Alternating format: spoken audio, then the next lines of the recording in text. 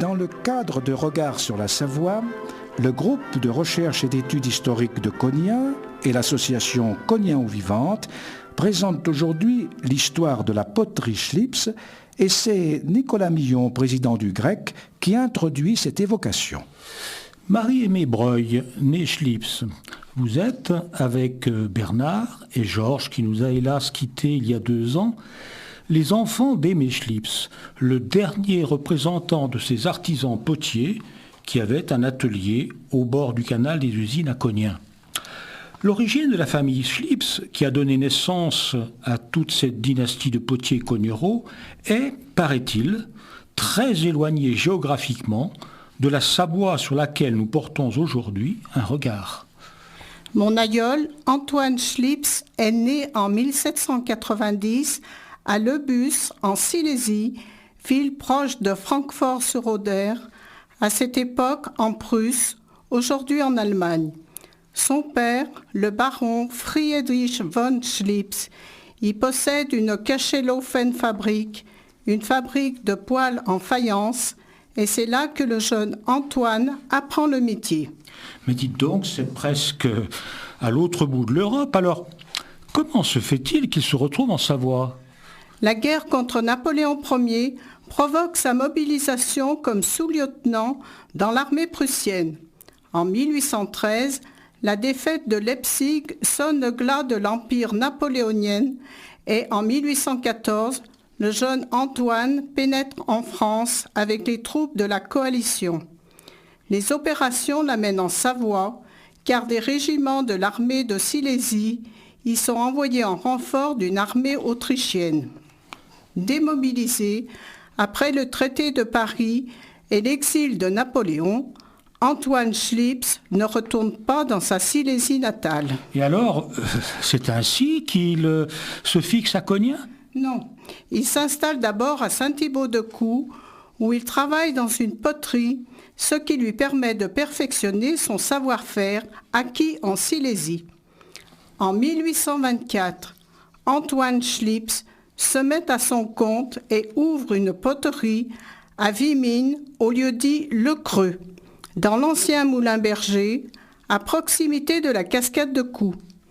Il fabrique de la poterie à usage domestique, plus communément appelée poterie savoyarde, dont Lamartine dira « c'est de la terre cuite, ornée de quelques lignes de peinture, comme une porcelaine ».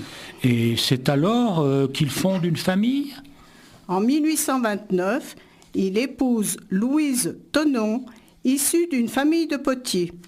Née à Nancy en 1809, elle a été modeleuse et décoratrice dans une faïencerie de Lorraine et pourra alors apporter tout son précieux savoir-faire à la jeune entreprise. Mais et Cognin dans tout ça ? C'est en novembre 1832 que la famille Schlips vient s'installer à Cognin, à l'endroit où se trouve aujourd'hui le Feu Vert, au 55 route de Lyon. Hélas, en 1839, l'atelier est détruit par un incendie, puis immédiatement reconstruit. De ce premier édifice, il n'est resté qu'un crucifix et une grotte, en 2 parties, pour mettre une statuette religieuse. En parlant de ces 2 pièces, mes ancêtres diront « c'est tout ce qui nous reste du premier atelier, la foi pour l'avenir ». Il semble donc que le sort s'est acharné sur la famille qui se relève de cette épreuve. La foi pour l'avenir. Alors, pouvez-vous nous parler de leur descendance ? De l'union d'Antoine et de Louise naissent 12 enfants, dont 5 parviendront à l'âge adulte. 2 filles, Bernardine, Anne et 3 garçons, François, Joseph, Antoine, tous potiers. En 1854, Antoine Schlips décède et son épouse Louise va désormais diriger seule l'entreprise jusqu'en 1870. Eh bien, Louise Schlips, on le constate, est une personnalité exceptionnelle. Il est en effet assez rare à l'époque de noter l'existence d'une femme tout à la fois artiste et chef d'entreprise. La famille vit-elle alors dans les bâtiments actuels de la poterie, que l'on connaît, près du canal. En 1859, elle achète un terrain et fait construire à l'emplacement actuel du 5 rue de la Poterie une fabrique qui restera ouverte jusqu'en 1969. On est alors pratiquement passé au stade de l'industrialisation. La proximité de l'eau du canal est un atout non négligeable. Malgré quelques difficultés, un accord a été passé avec les usiniers. Il prévoit la restitution de l'eau, le droit d'étancher n'étant pas reconnu, y compris aux propriétaires d'artifices. 3 ans avant sa mort, en 1870, la remarquable responsable d'entreprise qui était Louise passe la main à son fils François, à qui succédera son frère Antoine jusqu'en 1907. Oui, alors, à l'occasion des travaux du grec, dans une édition du Patriote savoisien de 1880, Claude Vallier a retrouvé un discours de François prononcé au congrès de la Société libre de secours mutuel, dont il était le délégué pour Cognain, lors de la réunion à Saint-Pierre-d'Albigny. Permettez que je lui plaise la parole. La Société de l'Union de Cognain, qui a l'honneur d'être représentée au milieu de vous, m'a chargé de vous remercier de votre aimable invitation. Fidèle à ses sentiments, à ses aspirations, elle est heureuse de venir aujourd'hui vous serrer la main, de vous retrouver à cette même place, debout, fort, plein d'énergie, continuant à marcher résolument comme auparavant, oubliant les mauvais jours passés pour ne songer qu'au meilleur, travaillant pour l'avenir, ce vaste horizon sans limite que nous devons toujours agrandir, cherchant sans cesse à le rendre meilleur pour nous et nos successeurs. Voilà le but de nos sociétés, celui qui vous a guidé et vous guidera toujours, faire le bien, aider son semblable, abolir l'aumône qui dégrade et la remplacer par l'épargne qui grandit et honore l'homme. Messieurs, je bois à votre santé, ainsi qu'à toutes les sociétés de secours mutuel. Dans le courant de juin, nous vous ferons appel. Nous espérons que vous voudrez bien venir partager avec nous le pain de la mutualité. Alors, après la disparition de François, puis d'Antoine, qui prend la direction de l'entreprise ? En 1907, c'est le fils de ce dernier, Jean-Marie, qui prend en main les destinées de la maison. C'est lui qui met au point un bleu particulier, de belle qualité, appelé le bleu Schlips. En 1906, il épouse Reine Blanche Barrel, fille d'un potier de Rouy dans l'Isère, et de ce mariage naîtront 2 garçons, Antonin et Aimé. Ce dernier le remplacera en 1943 jusqu'en 1969, date de la fermeture de l'usine. C'est mon père, et il sera le dernier représentant de cette longue dynastie d'artisans. Et n'y a-t-il pas des traces historiques anciennes dans ce que l'on peut appeler maintenant la saga de la dynastie Schlips ? En 1846, dans le fonds Sarde des archives, au titre des statistiques industrielles, il est fait mention d'un certain Schlips à Cognain.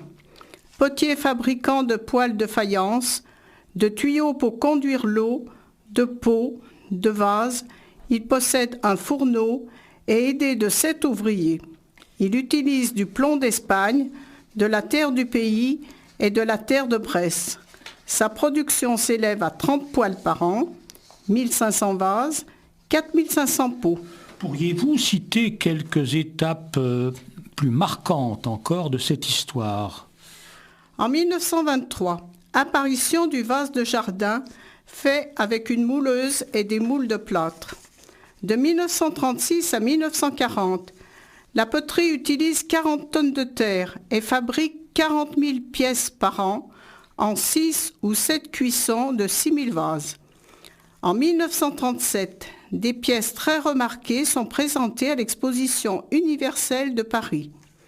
En 1942, Jean-Marie Schlips reçoit la médaille de bronze à l'exposition artisanale de Grenoble, organisée sous la tutelle du secrétariat d'État à la production. Et n'y a-t-il pas eu, semble-t-il, un artiste célèbre qui a travaillé à la poterie ?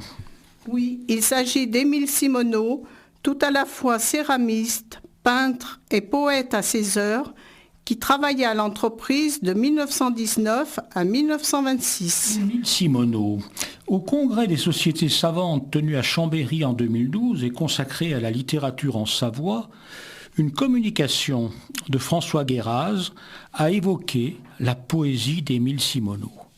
Je ne résiste pas au plaisir de présenter l'une de ses œuvres, le poème intitulé « Rose ».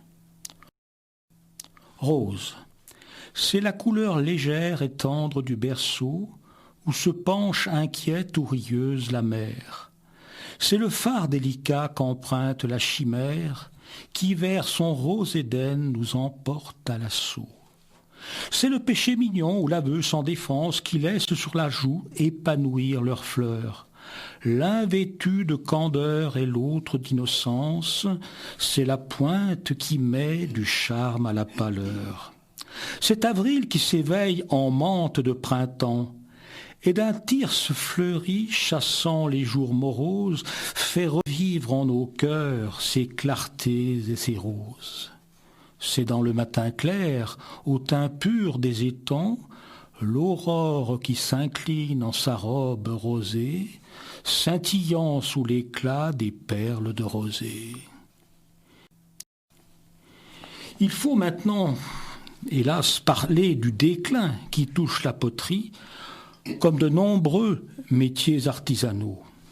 Au lendemain de la guerre, une évolution des méthodes de fabrication, les changements dans les goûts des acheteurs et l'apparition de nouveaux matériaux provoquent un déclin de la poterie traditionnelle d'art.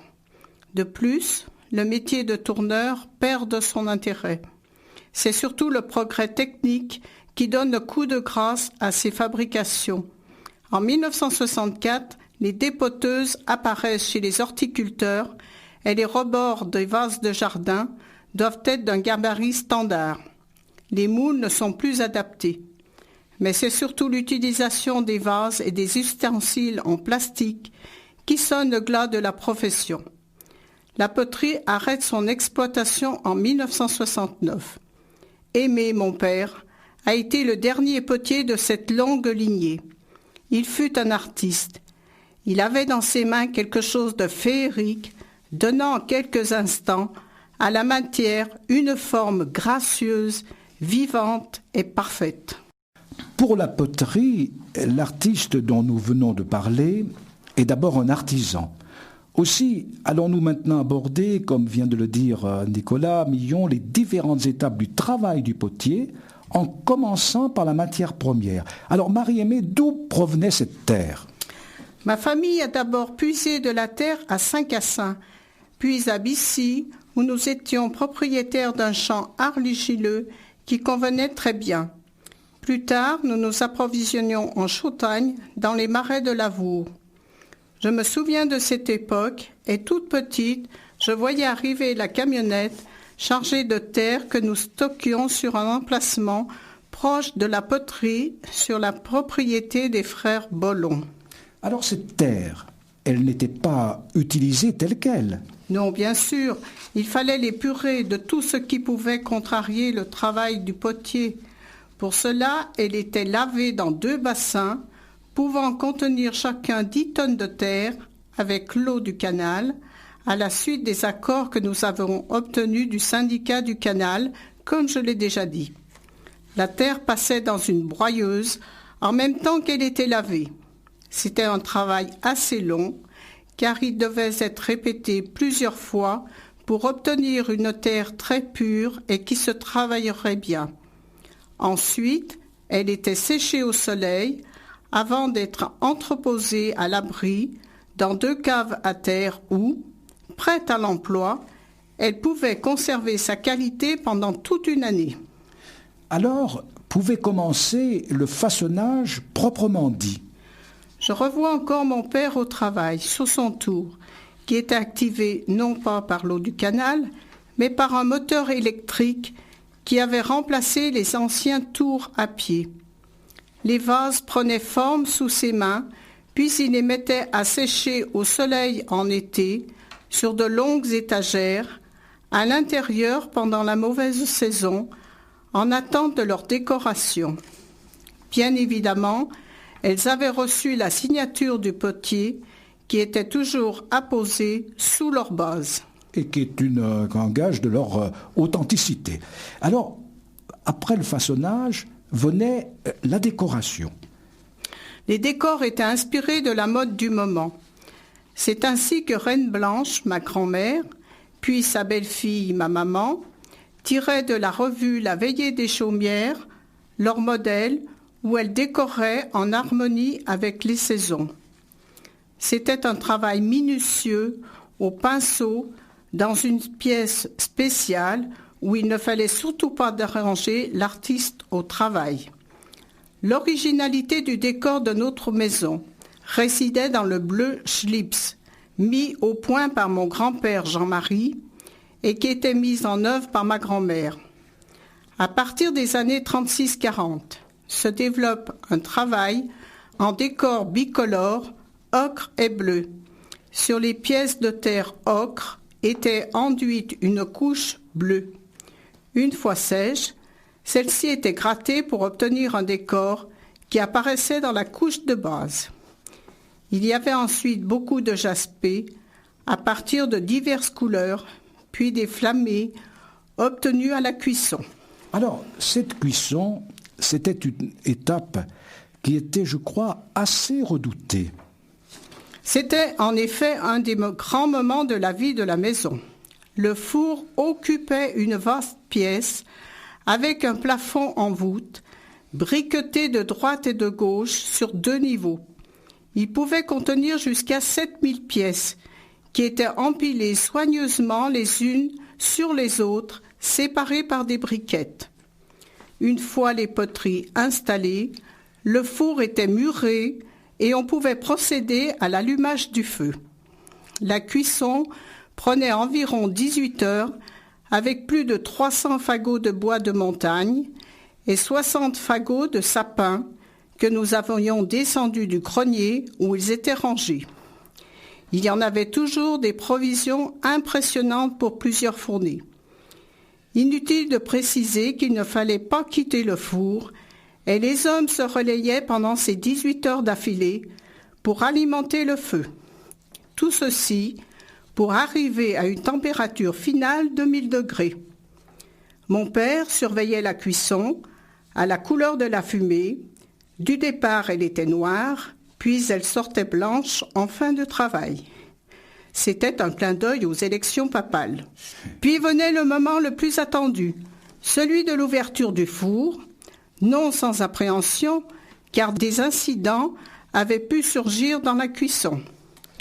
Toute la famille assistait à ce grand moment et c'était un grand soulagement quand tout s'était bien déroulé. Je me rappelle, non sans émotion, l'une de ces cuissons ratées où toutes les pièces étaient cassées pendant la cuisson. Mon père en avait pleuré. Mais quand tout s'était bien passé, même s'il y avait toujours quelques pièces de perdues, alors pouvait commencer la sortie du four et le rangement patient et précautionneux des poteries sur des étagères. Alors la dernière étape, c'était la commercialisation. Évoquez-la, Marie-Aimée, pour nos auditeurs. Pour les poteries horticoles, la production sur commande était prise à l'atelier ou livrée avec la camionnette. Puis il y avait vente sur place au magasin de la production de la maison. Les dernières années, je me souviens que maman proposait également de la vaisselle qui n'était pas de notre production, mais qui répondait à la demande de notre clientèle et qui restait dans l'esprit des poteries savoyardes.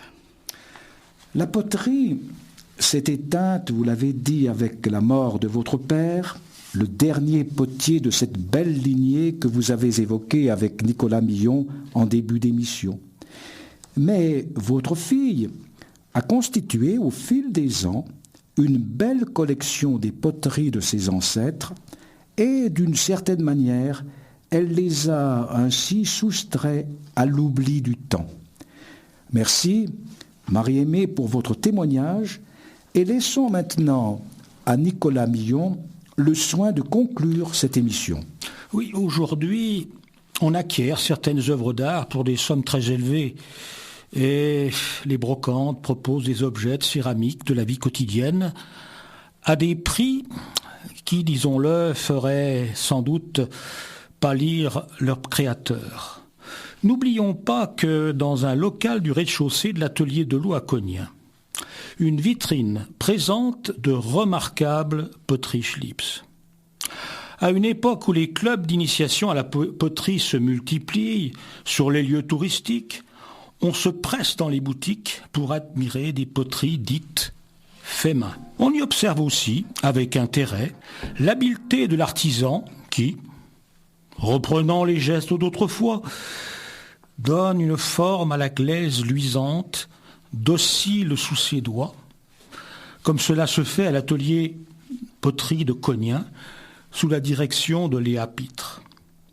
Pour conclure, vraiment, je dirais que tout ça, c'est une sorte de revanche par rapport à cet artisanat disparu, une revanche qui n'est pas sans rappeler cette croyance biblique selon laquelle l'homme aurait été créé à partir d'une modeste motte de terre.